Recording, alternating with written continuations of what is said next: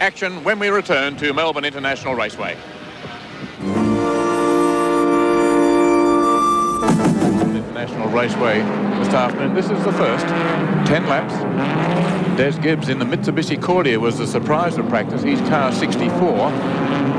And Brian Sampson alongside him in a Starion. Then Brad Jones started next, also in 73 a Starion. John Giddings in a Nissan 280 ZX.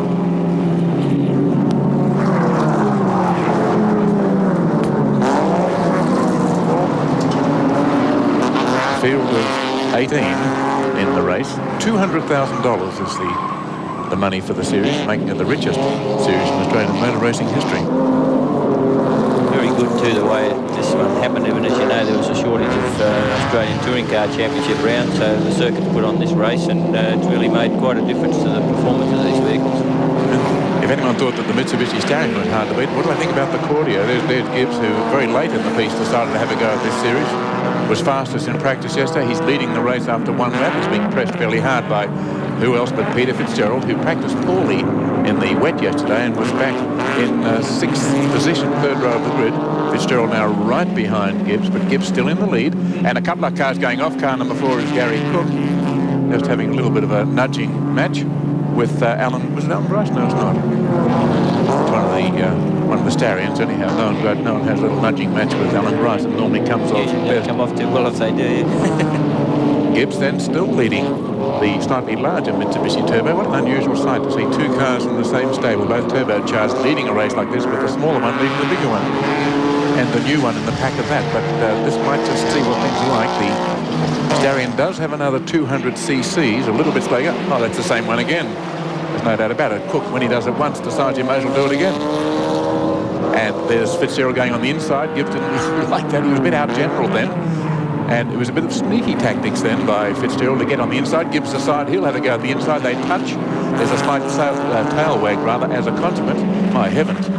Full marks to Gibbs for daring. He's going on the inside line. If he can hold it under braking, he'll have the line, and Fitzgerald will have to give way to him, because on the inside is the way to go, and he gets the line, and Fitzgerald has to be content with third place. Brad Jones is second place, rather. Brad Jones is third behind, but Gibbs, who made his mark in Formula N, that is some of the older cars here, is really putting up a sensational first time here at Calder. And it's all Mitsubishis at the front of the field at the moment. In practice yesterday, the Japanese cars dominated because of the rather soft rubber they were using, all on Yokohama tyres, which just happened to be ideal for the sort of windy, wet, miserable conditions here. Fitzgerald deciding to go on the outside this time. I don't think it'll do him much good. Brad Jones coming on the inside to see what goes on among the two. Fitzgerald going for a very daring line around the outside, but it might even have cost him second spot, because Jones dives to that position, but Fitzgerald toughs it out on the outside. Gibbs toughs it out on the inside, and Jones decides he may as well make it a sandwich. Have you ever seen three cars closer than that? And it's Brian Sampson there trying to make it four cars if he can do what he wants to. That was close to taking the paint off. Look at the battle here. Fitzgerald squeezes his way on the inside of Gibbs. Gibbs holding on the second spot under challenge from Brad Jones, who's trying both sides. Not exactly at once, but you can be forgiven for thinking that, because he had to go on either side in the same corner, which isn't bad. Fitzgerald in the lead, the place where we've seen him so much this year. Gibbs, though, in the smaller Mitsubishi, having a go. He's on the slightly better line there. Now he breaks away from the wind-assisted effect. He's going straight on the inside for the corner. He might get it, but on the outside, Fitzgerald comes. My heavens, they must be close to touching.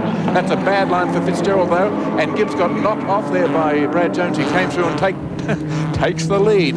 Fitzgerald cottons onto his tail to take second spot, and it's Brad Jones now leading the race. Looking at the scrutineering bay this morning, Evan, to see if we could find one of these cars without any minor panel damage, and I didn't check them all, but there was more with than without, that's for sure.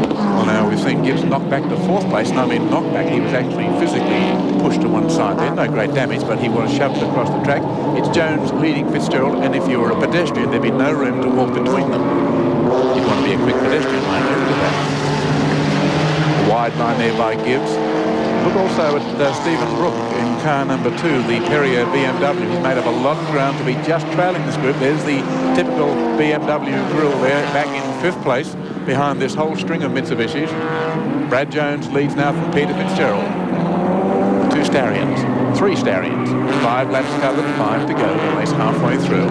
If it keeps on like this, there'll be a lot of fast pulse rates around Calder today to compensate for the wind and the chilly conditions here. Jones now leads from Fitzgerald. Fitzgerald has won the series. He can't be beaten. He's amassed so many points in earlier races, but he'd like to finish on a triumphant note and not have to give second best to someone else, whether it be Brad Jones or Des Gibbs. In third place behind this pair, battling about as close as you can get without becoming unfriendly, is Brian Sampson, who has featured so strongly. In fact, only 2 drivers have won races in the series. One's the man running second in car 3, Peter Fitzgerald, and the other is Brian Sampson. They've been the dominant drivers. Brad Jones would like to put an end to it all, and he's doing it the right way. He's leading. But bear in mind, the heats don't count for the points. There are 2 heats, each over 10 laps. Then we have a 20-lap final, and it's only in the final that the points really count. A bit of smoke emission from the back of Mr. Jones's car. A bit of wheel spin, perhaps. It looked like it had actually locked the brake going into that bottom corner. It's interesting to watch him again and see whether he perhaps got a problem developing there. Fitzgerald would love to have poked his nose out there and taken the corner. He might be playing a bit of a waiting game, and he can't wait too much because obviously Jones is going very fast. But he probably realises he only has one passing chance. He'll have one attempt, whether he tries it early and fails or whether he saves up for one last banzai effort. But he's coming very close now. Corning just a little more tightly, has the inside line. He's a bit faster, 3 laps to go, that's all, 3 laps to go. And almost side by side, now definitely side by side, they go down the main straight here at Calder. Brian Sampson is following, watching the race, but it's developed into this 2-car event, and Fitzgerald goes to the lead. That's his move. He did it by the way he came out of Glow Weave. He holds on, but Jones is right behind him. And now Jones determined to give Fitzgerald some of his own medicine back, but Fitzgerald pulls away a little bit. He has been the class driver of the series. So it would be fitting were he to win here today, but this, bear in mind, is only the first heat. Jones is just trying to push his nose into place there, but Fitzgerald has opened up maybe another half a car length from before. Now, can Jones hang on around these corners? This is where Fitzgerald is quick. And it's the way you come through this bend that determines how fast you are down the straight. Get it right and you're very quick. Get it wrong and you'll suffer for the rest of the 1.6 kilometre lap.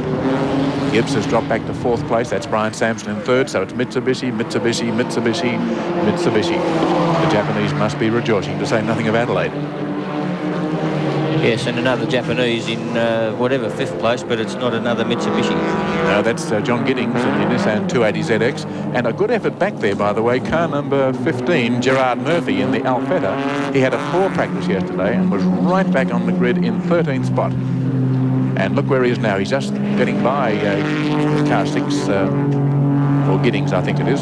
Car 8 probably. There's Gerard Murphy, head bent forward in concentration. He really has made up an enormous amount of ground. I think he's had to give too much of a start to the leaders, though, because you just can't compensate on a track as short and as tight as Calder for a poor practice position. And 13th spot on the grid made things very hard for Gerard Murphy, but a great drive by him. Fitzgerald, though, is back up there in the lead. Only 1 lap to go. This is the last lap. And the Pal Colour car, with less than a mile to go at 1.5 kilometres, under challenge again from Brad Jones, but I think Fitzgerald has this heat in his grasp.